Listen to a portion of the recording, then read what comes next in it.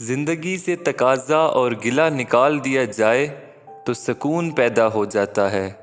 سکون اللہ کی یاد سے اور انسان کی محبت سے پیدا ہوتا ہے۔ نفرت اضطراب پیدا کرتی ہے، اضطراب اندیشے پیدا کرتا ہے، اور اندیشہ سکون سے محروم کر دیتا ہے۔ محبت نہ ہو تو سکون نہیں۔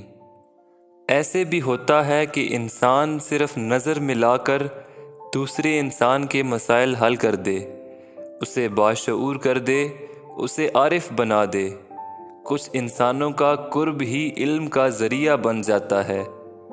اپنے قریب آنے والے اور پاس سے گزرنے والے اور نگاہوں میں رہنے والے انسانوں سے انسان بہت کچھ حاصل کرتا ہے، مگر خاموشی کے ساتھ۔ میاں بیوی کو باغ و بہار کی طرح رہنا چاہیے۔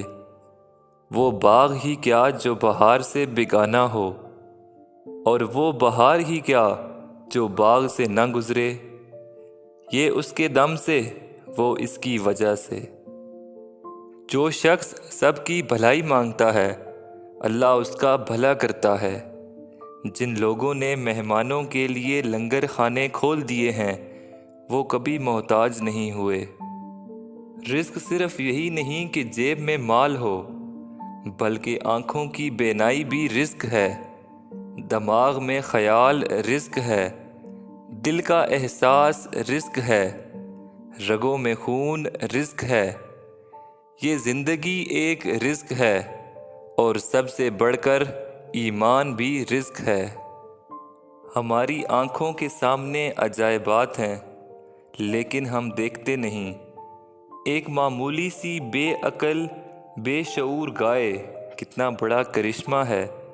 فطرت کا عجوبہ، گھاس سے دودھ بنانے والا حیرت انگیز کارنامہ، ہم کیوں نہیں دیکھتے؟ اپنے علم کو عمل میں لانے کے لیے یقین کے ساتھ ساتھ ایک رہنما کی ضرورت ہوتی ہے۔